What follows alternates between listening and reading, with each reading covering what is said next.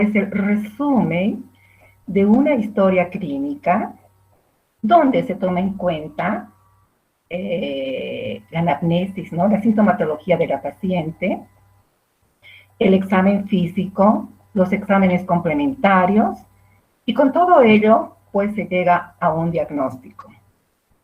Una vez realizado el diagnóstico en una paciente, pues se procede al tratamiento y al seguimiento.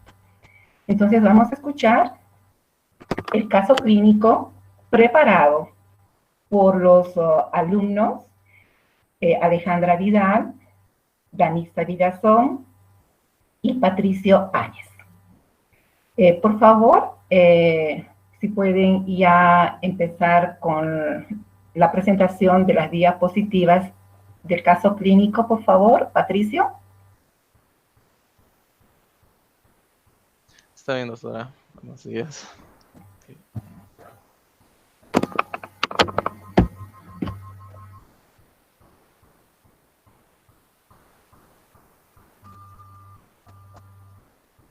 Ya. Buenos días, doctora. Buenos días, compañeros. Hoy les vamos a presentar el caso clínico, donde nuestra coordinadora es la doctora María Rosario Rosas Rojas.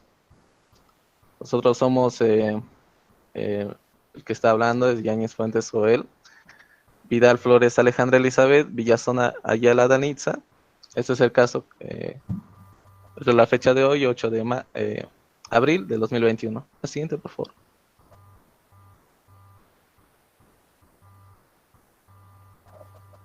Bueno, la historia clínica. Los datos personales de la paciente.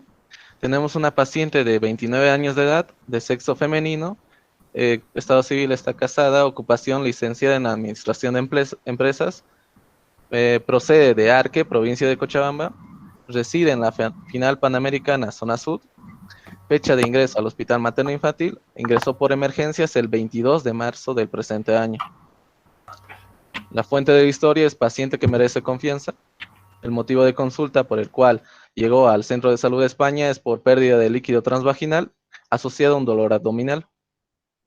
La enfermedad actual que presenta la paciente llegó del Centro de Salud de España con los diagnósticos de embarazo de 27 semanas, ruptura prematura de membranas, 3 gestas, un aborto y una cesárea.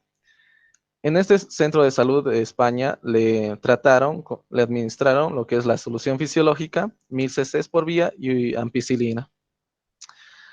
El paciente llega al hospital materno infantil Germán Urquidi presentando pérdida de líquido transvaginal que tiene 5 horas de evolución, acompañado con un dolor abdominal de tipo espasmódico de leve intensidad, localizado en hipogastrio, pero este no se irradia. No refiere sangrado transvaginal ni alzas térmicas. Además que se pueden percibir los movimientos fetales. La siguiente, por favor. En el Centro de Salud de España se realizaron 5 controles. Tiene una ecografía del 17 de febrero que reporta un embarazo de 21,5 semanas. Otra ecografía del 22 de marzo, que va a reportar un líquido amniótico normal y un embarazo de 26,5 semanas. Los laboratorios de rutina del 4 de febrero tienen unos valores normales. Posteriormente les mostraré los laboratorios. La cristalografía del 22 de marzo, que era positiva. Y la prueba de COVID, que tiene una IgG positiva y una IgM negativa. En los antecedentes patológicos, la paciente no refiere antecedentes de relevancia. La siguiente, por favor. Acá, en los antecedentes ginecobstétricos tenemos la menarca a los 14 años de edad. Los ciclos eran irregulares, en moderada cantidad, una duración de 3 días y no son dismenorreicos. El inicio de vida sexual activa a los 24 años de edad, reconoce 2 parejas sexuales. Los métodos anticonceptivos que utilizará la paciente refiere solo el preservativo masculino. La fecha última del embarazo, la menstruación, perdón, el 18 de septiembre de 2020, la fecha de probable parto, el 25 de junio del 2021. La paciente refiere que tuvo un aborto hace 5 años en el centro de médico María Estopes, y también refiere una cesárea hace 4 años por macrosomía fetal en el Seguro Social Universitario, donde tuvo un recién nacido de sexo femenino y que pesaba 4.800 gramos. La siguiente, por favor. Los antecedentes familiares que refiere la paciente tiene una madre con diabetes. El sistema nervioso central nos refiere en antecedentes. En el sistema cardiovascular nos refiere, en el gastrointestinal tampoco. En el sistema ginecológico obstétrico está referido al cuadro actual, y en el sistema genitourinario también referido al cuadro actual. La siguiente, por favor. En el examen físico tenemos una paciente en regular estado en general, consciente, orientada en tiempo, espacio y persona, que está ligeramente álgica. Tiene una presión arterial de 100/60 milímetros de mercurio, una frecuencia cardíaca de 86 latidos por minuto, frecuencia respiratoria de 18 respiraciones por minuto y una temperatura de 36,6 grados centígrados. Las mucosas están húmedas y rosadas. Las mamas están simétricas, semiturgentes, los pezones están bien formados. En el cardiopulmonar tiene corazón rítmico, regular, normofonético. No se pueden auscultar ritmos sobreagregados. Los murmullos vesiculares están conservados en ambos campos pulmonares. En el abdomen podemos evidenciar una cicatriz que es tipo Fanny Steele de 12 centímetros. Hay aumento de volumen a expensas del útero grávido, la altura uterina de 26 centímetros, y se palpa el producto en situación indiferente. La dinámica uterina es una contracción en 10 minutos que dura 26 segundos, la frecuencia cardíaca fetal de 148 latidos por minuto y los movimientos fetales están positivos. En los genitales externos tienen características normales, pero se puede evidenciar pérdida de líquido transvaginal en moderada cantidad. La paciente no presenta sangrado transvaginal. En el tacto vaginal, las paredes de la vagina están elásticas, el cérvix posterior está permeable al dedo explorador. En las extremidades está con el tono y trofismo conservado. La siguiente, por favor. Hasta acá con los datos que les mencioné anteriormente, ¿cuáles ustedes sugieren que es el diagnóstico probable? Chicos, con la anamnesis que ustedes han escuchado en la historia clínica, con el examen físico y los antecedentes de la paciente, ¿cuál es el probable o los probables diagnósticos? Me gustaría que participen, por favor.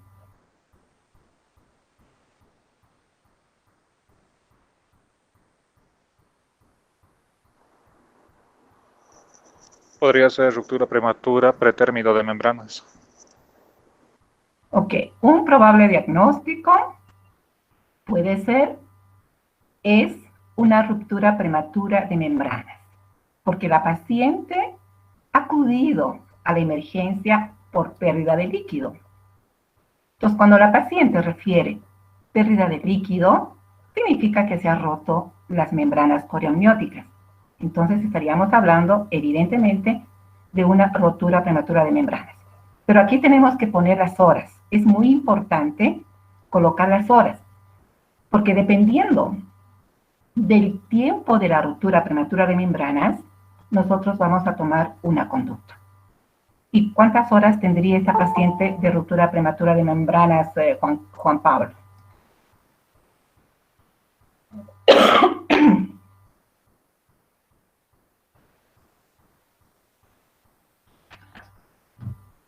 Cinco horas, ¿verdad? Porque la paciente en la anamnesis, cuando le preguntó el médico, dijo, yo estoy eliminando líquido de 5 horas. Perfecto, ese es un diagnóstico. Otro diagnóstico.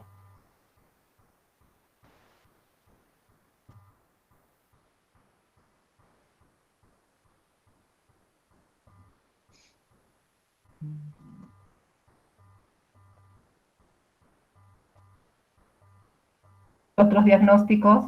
¿Cuáles son los diagnósticos principales?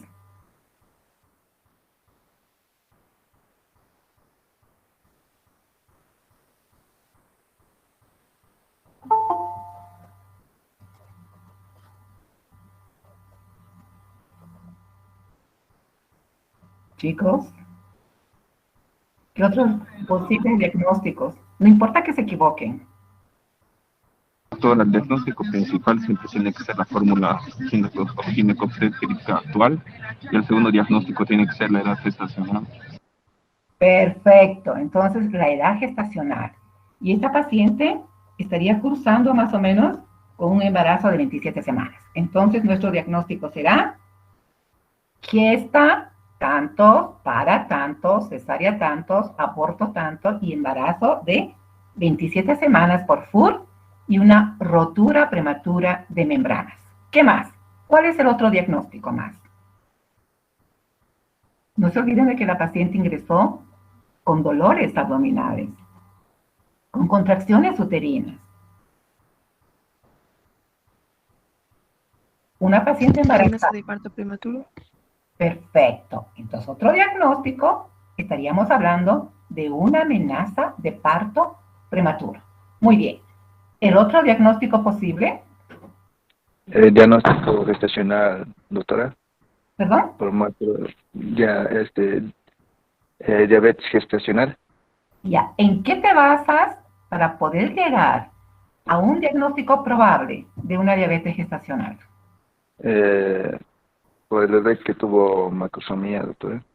Muy bien, exactamente.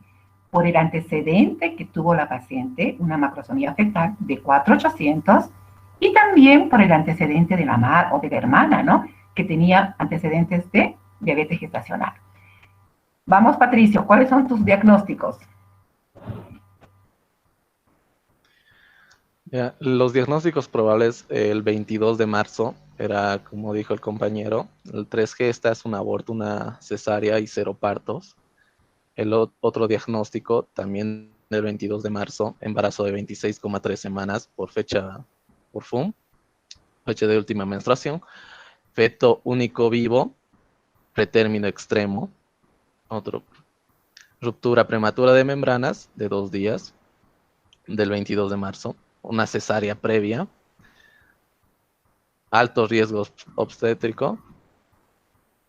Ya para el 23 de marzo se implementó la placenta oclusiva total por los laboratorios que voy a mostrar, situación transversa, placenta previa marginal, el 23 de marzo. El 24 de marzo ya diagnosticaron la diabetes gestacional. Perdón, Patricio, un poquitito, por favor, Sí. para que puedan entender tus compañeros. Estos diagnósticos que ha colocado Patricio, fíjense las fechas. Se ha ido agregando los diagnósticos en los días posteriores a la hospitalización de la paciente. ¿Ya?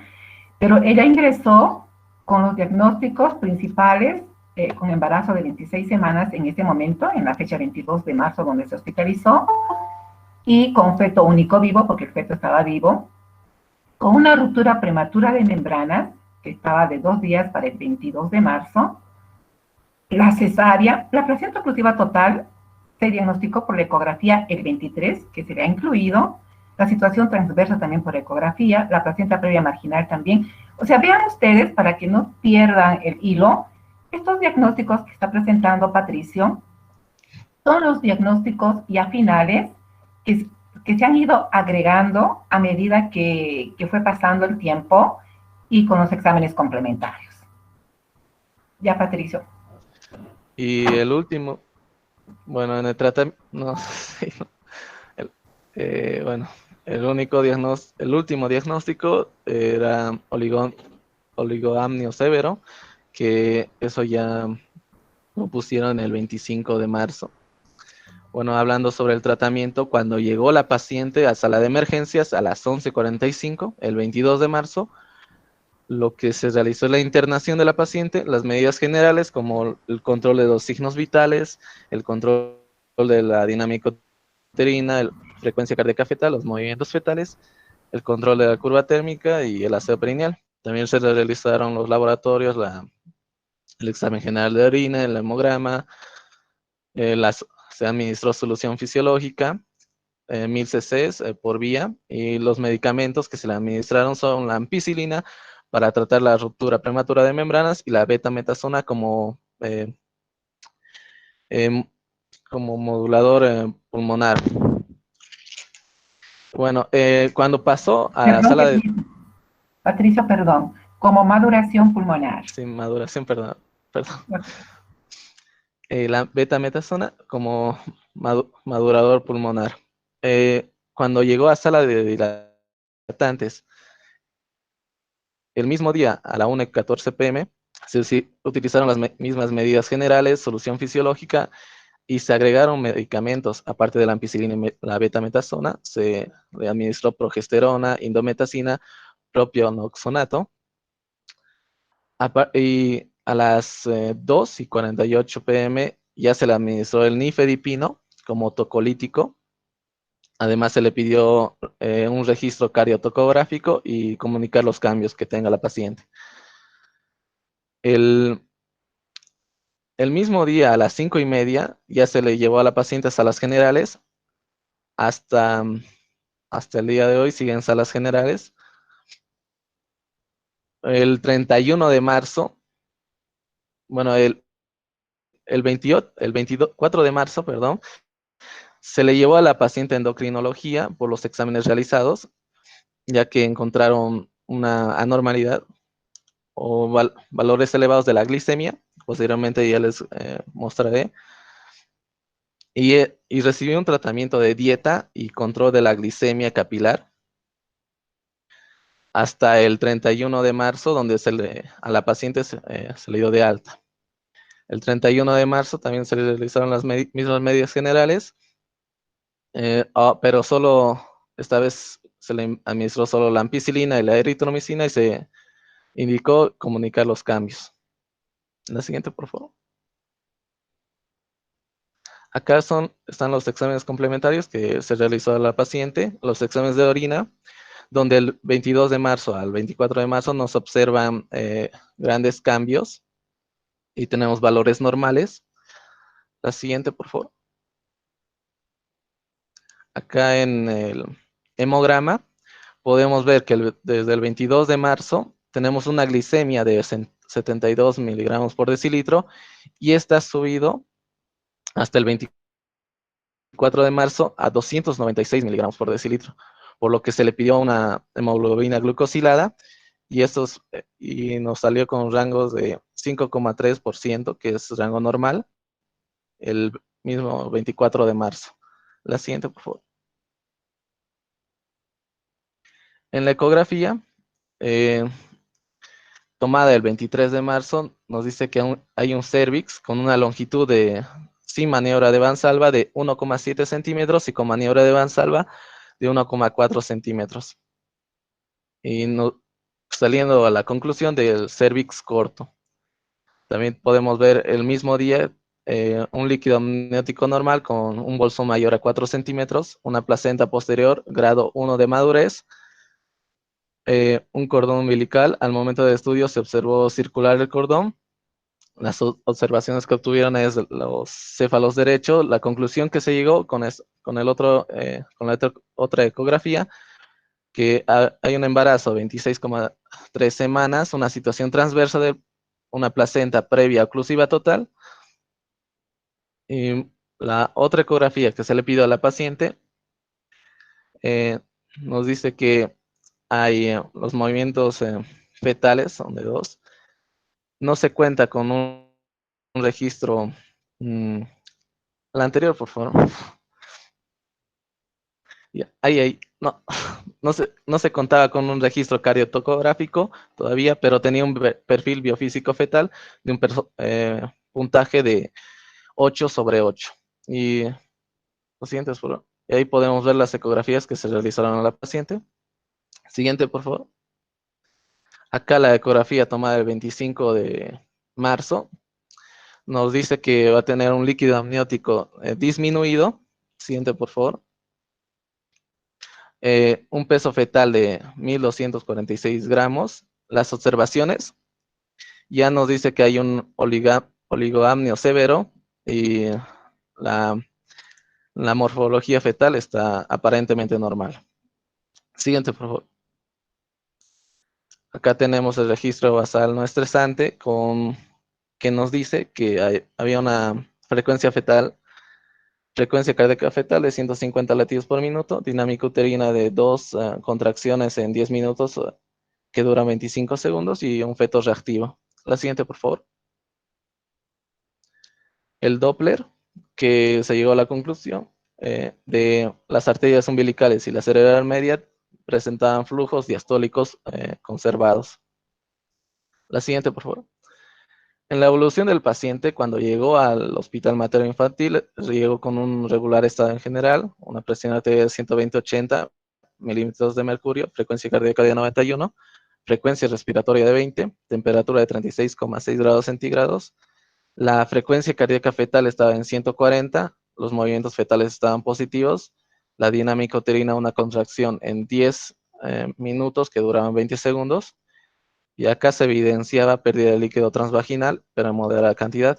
Ya para el 31 de marzo esto cambió, llegando a una dinámica uterina negativa en los 5 días.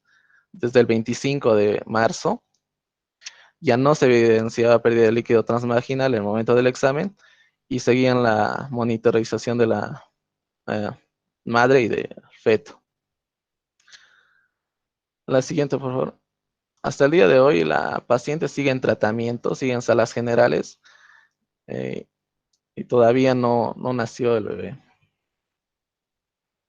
No hicieron la respectiva cesárea. Ahora le voy a pasar la voz a mis compañeras. Ya, antes de eso, por favor. Muy bien, entonces ustedes han escuchado el manejo de esta paciente que hasta el momento está aún hospitalizada. Ha recibido todos los medicamentos respectivos para una rotura prematura de membranas, para evitar de que la paciente llegue a una coriomionitis y posteriormente a una sepsis en el bebé, pues empiezan a dar antibióticos, y como se hizo en esta paciente. Y luego se ha empezado a hacer la maduración pulmonar. No se olviden que la maduración pulmonar se inicia a partir de las 24 semanas hasta las 34 semanas. Y esta paciente tiene como 26 o 27 semanas, ¿verdad? Y luego se han usado uteroinhibidores, ¿no? O sea, para evitar de que el bebé nazca, para evitar que se produzca el parto prematuro, se han usado uteroinhibidores. Entre ellos, el reposo, obviamente, la progesterona, el nifedipino, indometacina. Esto hasta buscar la causa, porque tenemos que buscar la causa de la amenaza de parto prematuro. Tenemos que buscar la causa de la ruptura prematura de membranas y tenemos que tratar.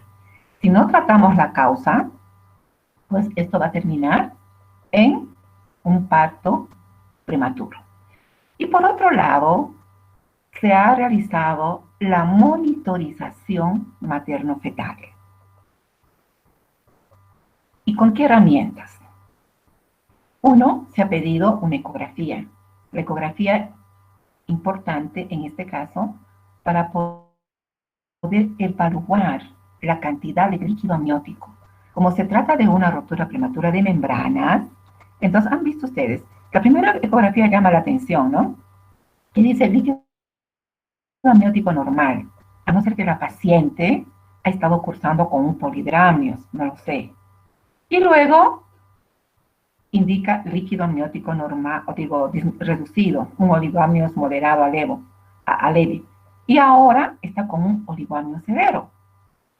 Es decir, que ya no tiene líquido. Y eso se está monitorizando con la ecografía. Y por otro lado, también se está monitorizando a través del registro basal Nuestro Santo. Ustedes saben, parece que ayer tuvieron la teoría de cómo monitorizar la unidad fetoplacentaria, de qué herramientas nosotros contamos para saber si nuestro bebé está bien.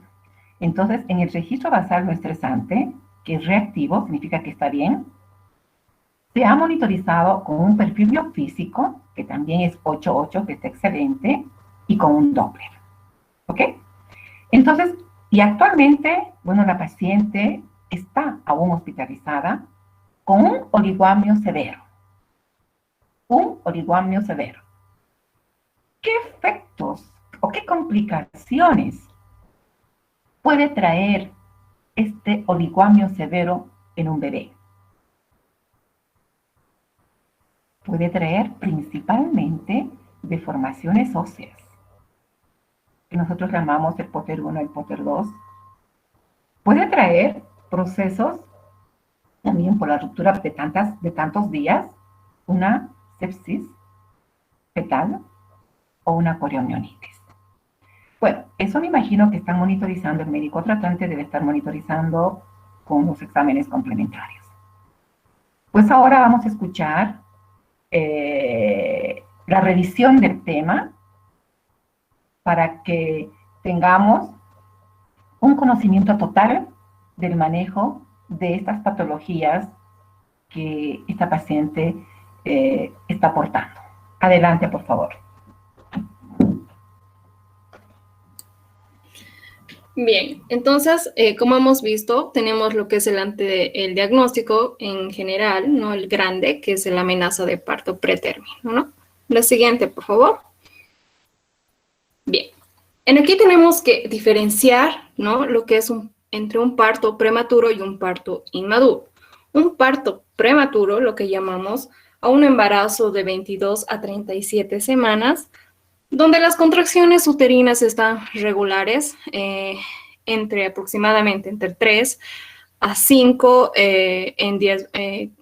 contracciones cada 10 minutos, ¿no? Donde las modificaciones cervicales, en todo caso, están en un borramiento ya sea mayor de 50% y una dilatación mayor de 4 centímetros, comparando con lo que es un parto inmaduro, que tiene en un periodo ya va a ser de 22 a 28 semanas. Ya, la siguiente, por favor.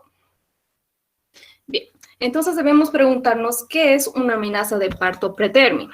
Ya, las características que va a tener es, como hemos dicho, un inicio de contracciones uterinas van a ser regulares, van a ser rítmicas. Estas se van a caracterizar, ya va a ser una contracción por cada 10 minutos o 4 contracciones cada 10 minutos o 6 contracciones por 1 hora, ¿no? Las modificaciones cervicales van a estar entre una dilatación menor de 50% y un borramiento menor de 4 centímetros en un periodo menor a lo que son las 37 semanas de gestación. Por lo tanto, se debe dar lugar a lo que es... Denisa, perdón, yo creo que ha sido error de typeo.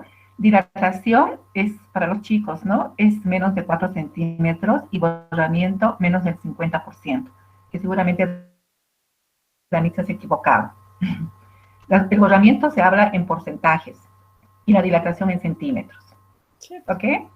Solamente esa corrección, por favor. Está bien, doctora, gracias. Bien, entonces, como hemos dicho, como es un periodo menor a las 37 semanas de gestación, va a dar lugar tenemos que dar lugar a lo que es el inicio de parto. Es decir, vamos a disminuir las contracciones. ¿Para qué? Para que se haga una completa maduración pulmonar. La siguiente, por favor. Bien, hablando de lo que es la epidemiología, tenemos como incidencia importante que entre los 13.000 millones de neonatos prematuros se produce cada año, ¿no? Un porcentaje de 5 a 12% se produce lo que son los partos. Y por lo tanto menciona que entre un 25 y de un 27 a un 51% no se produce lo que es la correcta inhibición del parto. Por lo tanto, va a dar lugar a lo que son a las muertes neonatales de un 69 a un 85%, como hemos dicho, por una falta de maduración pulmonar, que va a dar lugar a una mortalidad neonatal temprana. La siguiente, por favor. Bien, entrando a lo que son los factores de riesgo. Aquí tenemos múltiples factores que van a intervenir a lo que es en esta amenaza de parto pretérmino. Debemos confirmar mediante los antecedentes que ya habíamos tomado en el caso clínico si son o no son factores de riesgo, ¿verdad? Entonces decimos, la edad. La edad va a estar, es un factor de riesgo siempre tomando en cuenta lo que son a los extremos de la vida. Por ejemplo, una persona menor de 17 años va a ser diferente a una paciente que tenga mayor a los 35 años, ¿no? Tomando en cuenta igual a lo que es la baja estatura, va a tener menor espacio para el desarrollo fetal. Si la mujer o la paciente gestante tiene un bajo peso, el recién nacido va a tener un bajo peso también al nacer, ¿verdad? Entre la baja clase social, aquí podemos ver, dependiendo a lo que es más, a lo que es a la alimentación que se va a producir en la paciente, y entre el empleo, esto va a dar lugar, tomando en cuenta si la paciente hace mayor actividad física mediante, no sé, si alza cosas pesadas, si hace ejercicio, deporte, ¿no? Entonces van a ser factores de riesgo. En el consumo de tabaco, este va a ser un factor predisponente a un factor prematuro de parto pretérmino. ¿Por qué? Porque la paciente gestante no debe consumir lo que es tabaco, ¿no? Es totalmente prohibido, ¿no? Y en la contaminación ambiental, esto se va a dar lugar más a lo que es la higiene, ¿no? Que la paciente va a tener más tendencia a tener riesgo de formar una ITU, ¿no? Que es la principal causa de un parto pretérmino. En relación a lo que es al sexo del feto, hay estudios donde determinan que es más frecuente en el sexo masculino, y también otra que va a ser entre los factores de riesgo es sangrado vaginal, como también así lo que es una historia reproductiva. Esto en base a que la paciente tenga un antecedente ya de tener un parto prematuro, por lo tanto, da lugar entre 30 a un 40% aproximadamente de tener una posibilidad de tener un parto prematuro, ¿no? La siguiente, por favor. Bien, entrando a lo que es a la etiología, ¿no? La etiología se va a basar mayormente a lo que son al aumento de las contracciones uterinas, que van a dar lugar a una irritación uterina, una sobredistensión, va a dar lugar a una isquemia uterina y factores que van a intervenir, ¿no? Factores cervicales.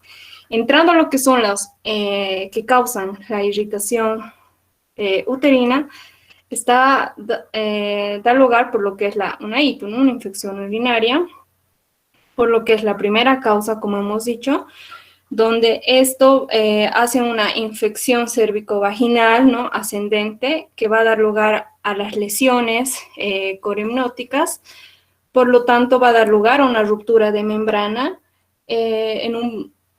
y entre un transcurso entre las 12 a 24 horas va a dar lugar a una ruptura, Bien, el otro que es la ruptura de membrana, el otro que es la ruptura prematura de membrana, que es uno de los diagnósticos que presenta la paciente, ¿no? Del caso clínico, que también es la etiología y lo vamos a desarrollar posteriormente. Entre lo que es la distensión uterina, como dice distensión, va a dar lugar a lo que son a los polidramios, que hay embarazos múltiples, por ejemplo, el embarazos gemelares que se puede, y por lo tanto crean una distensión uterina, la macrosomía igual, fetal. Entre la isquemia uterina, igual, la diabetes gestacional y el desprendimiento prematuro de la placenta, la diabetes gestacional que también tiene la paciente, ¿no? Del caso clínico, ¿no? Esto van a crear un problema, ¿no? Un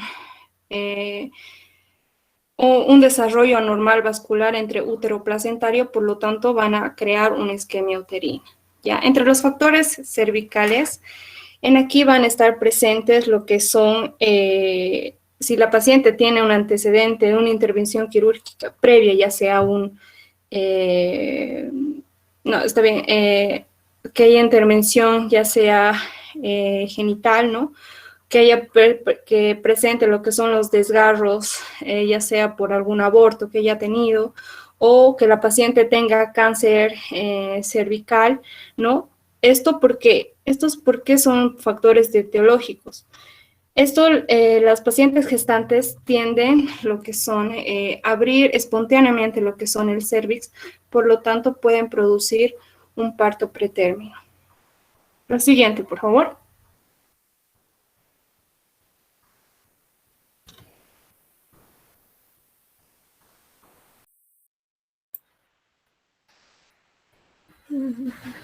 John, perdón. Sí, sí. Ya, Dani. bueno, continuando con lo que es las causas, entonces yo luego les voy a hablar sobre lo que es la ruptura prematura de membranas. Entonces, esto va a ser de manera espontánea y va a afectar tanto a lo que es al admios y al corión antes de que comience el trabajo de parto, y mayormente esto se va a dar independiente a lo que es a la edad gestacional, ¿no? Entonces, esta ruptura prematura de membrana va a ser la causa de uno de cada 3 partos prematuros, y se lo puede dividir en 2, que es una ruptura prematura a término cuando es mayor a 37 semanas de la gestación, y una ruptura prematura de membrana cuando es menor a 37 semanas de la gestación, como en el caso de la paciente que estamos viendo. Entonces, ¿cuáles van a ser los factores de riesgo? Como principal factor o causa vamos a tener las infecciones. Una infección cervicovaginal que esté presentando la madre, o tal vez infecciones urinarias. También se puede deber al aumento de la presión intrauterina. Esto va a ser en caso de embarazos gemelares o el polidramios cuando son bebés muy grandes, ¿no? Estamos viendo que también la paciente tiene antecedentes de diabetes. Que la paciente tenga un consumo excesivo o consuma tabaco, ya que esto va a repercutir, y antecedentes de que la haya tenido anteriormente otras rupturas prematuras, también puede deberse a lo que es a la mala nutrición. Entre otros vamos a tener lo que es la metrorragia, parto prematuro, el tabaquismo crónico por parte de la madre, si es que tiene enfermedades del tejido conectivo, si le han hecho una conización, un cerclaje, si la madre tiene alguna enfermedad pulmonar crónica, que tenga también una sobredistensión uterina, o que se haya presentado por un embarazo por DIU. Entonces, ¿cuál va a ser la clínica? La madre va a presentar ciertos signos y síntomas que le van a hacer acudir a consulta. Y entre estos vamos a tener, como ya les dijo mi compañero, va a haber una pérdida de líquido claro. Esta va a causar una sensación de genitales mojados en la madre, y también aparte que ella va a sentir el olor a cloro. Entonces, este líquido va a ser abundante, no va a cesar, ¿no? No va a parar. Aparte que también le puede producir dolores abdominales a la madre y una temperatura mayor a 38 grados, ¿no? Entonces, ¿qué complicaciones nos puede traer esta ruptura prematura de membranas? Uno puede ser que nos va a dar un parto prematuro. Tiene alto riesgo de que el bebé nazca con hipoplasia pulmonar. Por eso, como les decía mi compañero a un principio, se le está dando lo que es la betasona para que tenga una maduración pulmonar adecuada. También puede repercutir con problemas en el cordón umbilical. Se puede producir una separación de lo que es la placenta y el útero, un desprendimiento. Puede llegar a complicarse con infecciones. Tal vez una forma de tratar rápido y hacer va a ser una cesárea, porque nos puede conducir a lo que es una muerte fetal si no se actúa de manera adecuada. Entonces, el diagnóstico, ¿cómo sabemos que va a ser una ruptura prematura de membrana? Para esto, primero vamos a utilizar lo que es la anamnesis y el examen físico de los genitales externos. Entonces, si hacemos una buena anamnesis, una buena historia clínica, vamos a llegar a un diagnóstico adecuado. En los exámenes genitales prácticamente vamos a tener lo que es la sensación de los genitales mojados, que tenga este olor a cloro y demás. Entonces, otro va a ser la test de cristalinización, en el cual se va a tomar esta muestra y se lo va a poner en un portaobjetos y se lo va a dejar secar. Una vez visto al microscopio, se va a observar lo que son ramificaciones como hojas de lecho. También podemos hacer lo que es la especuloscopía, el ultrasonido o la prueba de nitracina. En esta prueba se van a usar lo que son cintas reactivas. Entonces, ya que va a ser mediante el pH, si va a tener un pH menor a 6, van a pintar de color amarillo o mostaza. Y si las cintas reactivas nos van a pintar con un pH mayor a 6 o 7, entonces esto se va a pintar de un color azul, ¿no? Y nos va a dar un diagnóstico positivo. Hablando de lo que es tal vez para diferenciar, ¿no?, de una ruptura y de otras patologías, podemos hablar de que tenemos que diferenciar de una leucorrea, tenemos que diferenciarlo de un tapón mucoso, también de una incontinencia urinaria, ¿no?, ya que las madres embarazadas presentan mucho. Esto también se podría confundir con una ruptura de quiste vaginal, una hidrorrea residual o una ruptura de la bolsa amicondrial, ¿no? Entonces, ¿cuál va a ser el manejo para esta ruptura? Entonces, si es menor a 34 semanas, como en el caso de la paciente, entonces tenemos que darle un tratamiento conservador, la betametasona, que es para la maduración pulmonar, y también los otros medicamentos que vimos a un principio, ¿no?, la ampicilina y la claritromicina, y tomar una prueba de laboratorios de manera continua, se podría decir, para ver la evaluación. Si es mayor a 34 semanas, entonces hay que encargarnos de lo que es una maduración cervical, también una toma continua de exámenes cada 8 horas y sugerir a lo que es a un parto, ¿no? Bueno, pasando a otra de las patologías que están relacionadas con el caso, vamos a hablar sobre lo que es la diabetes gestacional. ¿Qué es la diabetes gestacional? La diabetes gestacional va a ser un trastorno metabólico debido a los hidratos de carbono. Esto se va a caracterizar en lo que es ya sea un déficit o una resistencia de la insulina. Entonces, como resultado, la madre va a tener estados de hiperglicemia.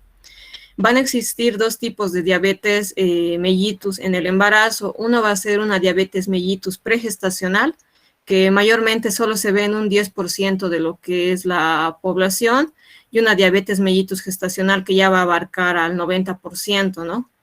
Entonces, en esto, la diabetes mellitus gestacional va a ser la intolerancia a lo que es la glucosa, y esta va a iniciar prácticamente en las primeras semanas durante el embarazo, y va a ser independiente a la severidad, ¿no? También puede estar relacionado con lo que es la diabetes mellitus pregestacional, en las cuales nos va a decir que este va a tener valores de glicemia igual o mayor a 226. Hablando un poco de lo que es la epidemiología, si una madre va a llegar a embarazarse arriba de los 35 años y aparte va a tener antecedentes de ser una madre obesa, que haya tenido familiares con diabetes, entonces sí nos va a llevar a lo que es una diabetes gestacional, en comparación con las mujeres tal vez que tienen embarazos menor a los 35 años y tienen mejor actividad física, y aparte que no tienen antecedentes o familiares con diabetes, ¿no? Entonces va a repercutir mucho en lo que es la sociedad y los hábitos, ¿no? Entonces, ¿cuáles van a ser los cambios del metabolismo? Entonces, como todos ya sabemos, prácticamente el bebé va a depender mucho de la madre en estas etapas del embarazo, entonces en el cual la madre, la insulina de la madre va a tener que destruir, se podría decir, o hacer el metabolismo de carbohidratos, proteínas, lípidos y electrolitos. Entonces, como todos saben, la placenta va a ser el principal medio entre madre e hijo, entonces por el cual la glucosa de la madre sí va a pasar la placenta, pero esto lo va a hacer por una difusión facilitada, mientras que otras proteínas y demás lo hacen por un transporte activo. Entonces, como la glucosa sí va a pasar, la insulina de la madre no va a llegar a pasar. Entonces, por ende, el bebé tiene que producir lo que es su propia insulina, y respecto a esto se va a producir lo que son los cambios glicémicos, ¿no? También muy importante recalcar que en el primer trimestre sí hay un aumento, ya que como la madre va a secretar diferentes hormonas como la progesterona y el estrógeno, esto va a hacer que haya una hiperplasia de las células B del páncreas. También se puede ver que en el segundo y el tercer trimestre va a existir un aumento de la demanda de nutrientes, ¿no? Entonces, como el bebé va a necesitar y exigir más, se van a requerir grandes movilizaciones de lo que son los depósitos de glucosa, y por la secreción de la hormona placentaria también, ¿no? En esto va a estar implicado también lo que es el lactógeno placentario, la prolactina y el cortisol. Entonces, entrando a lo que es la diabetes mellitus pregestacional, esta va a ser de dos tipos. Puede ser tipo 1 e insulino dependiente, pero como les dije a un principio, se ve en muy bajas proporciones en la población. Lo más común es un tipo 2 insulino resistente, ¿no? Esto se va a deber a que los receptores van a estar alterados y por ende se va a traducir o va a dar un estado de hiperglicemia. Entonces, ¿cuáles van a ser los riesgos que va a presentar un bebé, no? Si es una diabetes mellitus pregestacional, entonces puede ser una consecuencia o un riesgo la macrosomía fetal, como ya lo dijo en un principio, que la madre de este caso tuvo ya anteriormente un bebé con macrosomía. También puede ser el polidramios, las malformaciones. Esto va a repercutir en dos sistemas, que es cardiovascular, en el cual se pueden presentar comunicaciones ventriculares, y en el sistema nervioso central, que nos puede dar una espina bífida, ¿no? También el traumatismo obstétrico. Esto se va a deber a que, como los bebés van a ser tan grandes, se va a dificultar su salida por el canal de parto, en el cual puede haber una dislocación del hombro, ¿no? También nos puede producir lo que es un aborto, una muerte fetal intrauterina, distrés respiratorio debido a la no maduración adecuada del pulmón y una prematurez, ¿no? Entonces, ¿cuáles van a ser los riesgos por parte de la madre? Esto se va a deber a complicaciones metabólicas que nos van a dar a la diabetes, y como muchos ya sabemos, van a ser la retinopatía, coronopatía, nefropatía. También nos va a llevar a lo que es la preeclampsia y partos operatorios. Entonces, para esto a la madre se le realiza lo que es un test de tolerancia a la glucosa. Primeramente se le va a tomar una muestra de sangre en ayunas, en los cuales sus valores nos tendrían que marcar de 70 a 110 para decir que tiene unos niveles de azúcar normal. Pero si nos va a marcar entre 111, 126, entonces se le va a proceder a hacer una segunda prueba, en el cual se le va a dar 75 gramos de glucosa y va a dejar transcurrir un tiempo, ¿no?, de media hora y 2 horas para volver a tomar otra muestra. Mayormente se aconseja o se da que estas pacientes, si van a realizar esta segunda muestra, durante 2 días o por lo menos 12 horas antes no consuman comidas ricas en carbohidratos o que puedan alterar la muestra, ¿no? Y si en la primera muestra la paciente ya nos va a presentar valores mayores de 200 en ayunas, entonces ya podemos confirmar que tiene una diabetes mellitus. El tratamiento. Entonces, el tratamiento para lo que es la diabetes mellitus pregestacional va a consistir prácticamente primero en lo que es la dieta. Y si no se llega a solucionar o a resolver el tema con la dieta, entonces vamos a proceder a darle dosis diarias de insulina NPH o insulina cristalina.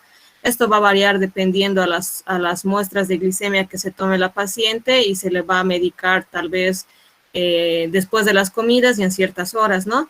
Aparte que la paciente tiene que tener controles de la glicemia que deben hacerse por lo menos 3 veces al día para controlar. Y mayormente la mayoría de las pacientes llegan a solucionar este problema con lo que es la dieta y algo de ejercicio, ¿no? Ya, entrando a lo que es la diabetes mellitus gestacional, entonces en este va a actuar primeramente lo que es el lactógeno placentario, y la mujer va a tener que compensar lo que es el aumento de la insulina, ¿no? Pero entonces, como los receptores van a estar alterados, van a ser incapaces de responder o reaccionar a la insulina periférica que está aumentada excesivamente en el exterior. Entonces se va a traducir o se va a desarrollar lo que es un déficit relativo de insulina, y nos va a dar como resultado a lo que es una diabetes mellitus gestacional. ¿Cuáles van a ser los factores de riesgo para que una madre presente esto? Principal, la edad mayor a 30 años, que se haya embarazado ya mayorcita la señora, que tenga obesidad, que tenga intolerancia a los hidratos de carbono, que haya tenido hijos previos con macrosomía fetal, que tenga malformaciones congénitas o antecedentes familiares, ¿no?, como el caso de la madre. Las consecuencias va a ser si el aumento de riesgo de la obesidad durante los siguientes años de la madre. Va a haber un bajo consumo y se va a almacenar mayor cantidad de glucosa, por ende va a traducir en lo que es el sobrepeso, y el aumento de riesgo de desarrollar diabetes mellitus tipo en los siguientes años, ¿no? Consecuencias fetales, como les dije, traumatismo obstétrico, porque los bebés nacen muy grandes y se dificulta la salida y podemos producir una dislocación de hombro. También la hipótesis de Barker, que dice que si un niño nace con lo que es la diabetes mellitus gestacional, con los años va a tener tendencia a tener diabetes mellitus tipo 2 y esto va a repercutir también, ¿no?, en lo que es en su salud a posterior. Entonces, el tratamiento, principalmente lo que es la dieta, ejercicio y la insulina. Si vamos a darle lo que es el tratamiento, todo esto se va a hacer con objetivo de disminuir lo que es la macrosomía, lograr los partos a términos y también reducir los niveles de lo que es la glicemia, ¿no? Tienen que estar entre 70 a 100. Vamos a tratar de estandarizar estos niveles. Entonces, ¿cuáles van a ser las ventajas de dar la insulinoterapia a las madres embarazadas? Es que estos no van a cruzar la barrera placentaria, entonces no van a afectar a lo que es el bebé. Es altamente efectiva para el control y tal vez las desventajas en nuestro medio sería que el alto costo, no todas las madres pueden acceder al tratamiento, ¿no? El difícil manejo que van a tener a un principio, pero ya después, una vez que se les guía y el médico les va a indicar adecuadamente, entonces esto va a producir que hayan mejores resultados y tal vez si no tiene un adecuado control y se administra en dosis muy excesivas, puede producir lo que es la hipoglicemia, ¿no?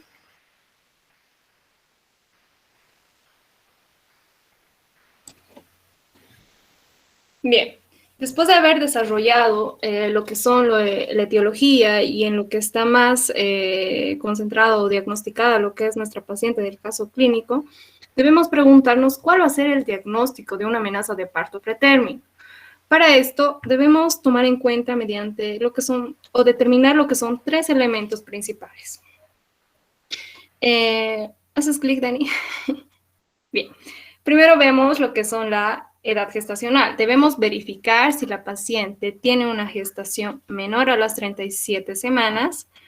Esto vamos a hacer evaluando mediante el cuestionario de la fecha última de menstruación, lo que es el FUM, mediante una ecografía precoz. Igual se puede hacer mediante la altura uterina, donde vamos a determinar o verificar lo que es la edad gestacional. El segundo paso va a ser lo que son los cambios de la dinámica uterina.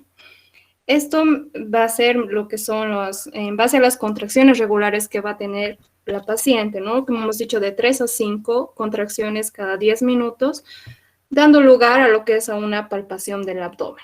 Entre las modificaciones cervicales, ¿no?, que van a ser el borramiento, va a ser mayor al 50% y una dilatación mayor a los 4 centímetros. Entonces hacemos esa determinación. Para después hacer lo que es la historia clínica. Una historia clínica que debe ser previa, debe ser completa y detallada, donde vamos a indagar mayormente lo que es a una exploración obstétrica, ¿no? Donde vamos a comprobar lo que es los latidos fetales cardíacos. Vamos a determinar mediante un examen obstétrico, haciendo o evaluando mediante lo que son las 4 maniobras de Leopold. Hacemos lo que es un examen de especular para ver y detallar o visualizar lo que es en ese examen, para después tomar lo que son la toma de muestras que van a ser útiles para un cultivo, si tenemos o no sospecha, para posterior hacer un tacto vaginal después de una especuloscopía, para que, con el objetivo de no contaminar el área, ¿no? Y ahí vamos a determinar lo que son las modificaciones cervicales. Posterior a hacer una ecografía obstétrica, donde se hace mayor lo que es la ecografía transvaginal, donde vamos a medir la longitud cervical. Posterior a una evaluación del bienestar fetal, donde vamos a evaluar el perfil biofísico y una cariotopografía. Para posterior hacer un examen complementario de todo lo que se pide de forma de rutina y dar igual a lo que son los exámenes complementarios que van a ser especiales. La siguiente, por favor. Bien, entonces hemos dicho que en un tacto vaginal podemos medir lo que son las modificaciones cervicales. Para esto hay un índice, este es lo que es el índice de Bishop, donde vamos a determinar lo que son la dilatación, el borramiento, la posición en la cual se encuentra, vamos a determinar la consistencia y la altura en la presentación que va a estar el feto, ¿no? Esto va a tener diferentes puntuaciones, donde nos va a dar lugar, si la puntuación va a ser mayor o igual a 5, es decir, entre 6 o 7 aproximadamente, nos va a dar lugar a una maduración cervical, donde va a dar lugar a un trabajo de parto, donde vamos a poder inducir al parto con lo que es la oxitocina y va a dar lugar a un parto pretérmino. Si en el caso sea menor a 5 o menor a 5 o igual a 5 entre 4 a 3, va a dar lugar a una inmaduración, por lo tanto, del cérvix. No va a haber presencia de un trabajo de parto, por lo tanto, debo dar lugar a una inhibición del parto que nos va a dar lugar a una amenaza de parto pretérmino. La siguiente, por favor. Bien. Entonces hemos dicho que uno de los exámenes importantes que se va a tomar es lo que la ecografía obstétrica, ¿no? Esto para determinar si da lugar lo que es un parto pretérmino. Esto se da lugar o se puede medir desde aproximadamente de las 12 semanas de gestación, pero lo ideal o para presidir que si la paciente tiene una posibilidad de una amenaza de parto, se hace entre las 20 y 24 semanas de gestación. Si la ecografía presenta o si en todo caso el cérvix ya sea mayor a 25 milímetros, se considera normal, ¿no? Pero si en relación es menor a los 25 milímetros, ahí da lugar a lo que es un riesgo de que la paciente tenga una amenaza de parto pretérmino, ¿no? Por lo tanto, esta ecografía se debe hacer, por lo que hemos dicho, una ecografía transvaginal, para medir la longitud cervical, ¿no? La siguiente, por favor. Entre los exámenes complementarios, aquí podemos ver que se utiliza lo que es la... vamos a apretarlo, Dani. Lo que es la fibronectina fetal. Esta fibronectina fetal, lo cual es una proteína que se va a encontrar, es una proteína que se encuentra en las secreciones cervicovaginales, por lo cual esta tiene función de unir las membranas tanto de la decidua y las membranas fetales, ¿no? Esto normalmente se encuentra entre las 20 a 22 semanas y por lo tanto anormal va a ser que se encuentre entre mayor a las 24 a 34 semanas. Por lo tanto, nos va a dar lugar a un riesgo de tener lo que es esta amenaza de parto pretérmino. Un valor que se determina es si es mayor a los 50 nanogramos ml, ¿no? Siguiente, por favor. Bien. Entonces, ¿cuál va a ser el tratamiento que vamos a tratar para esta amenaza de parto pretérmino? Se hace mediante lo que son dos manejos. Un manejo para el ataque y de sostén y un manejo hospitalario. Entre el manejo de ataque y de sostén va a dar lugar a lo que es el reposo. Primero tenemos que dar lugar a un reposo a la paciente gestante. Se hace la administración de lo que son los tonicolíticos posterior a una corticoterapia para lo que es la maduración pulmonar y lo que son en tratamiento para lo que causa, ¿no? Entre el manejo hospitalario debemos hacer primeramente lo que es la interrogación a la paciente, ¿no? En base, lo que es el interrogatorio, en base a lo que es la historia clínica, posterior a un examen general, un examen gineco-obstétrico y posterior a un manejo terapéutico para ver las contraindicaciones o no que va a presentar la paciente. La siguiente, por favor.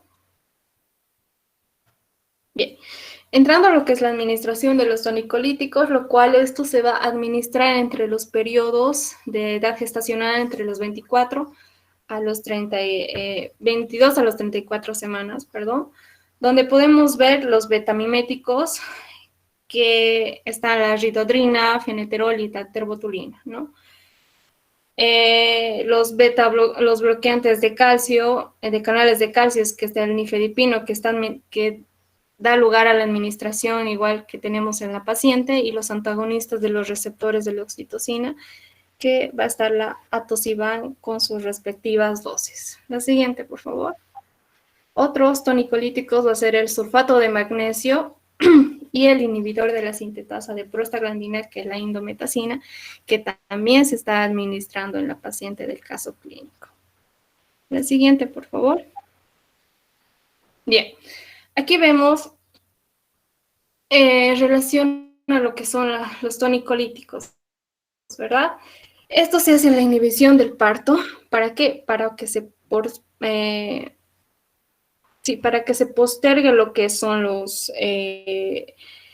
las contracciones, para que se desarrolle, ¿no? Para postergar en un porcentaje o en unas horas de 2 a 3 días aproximadamente, con el objetivo de que para que se administre lo que es la corticoterapia y para posterior dar lugar a si la paciente o no refiere un traslado a otro centro de salud, ¿no?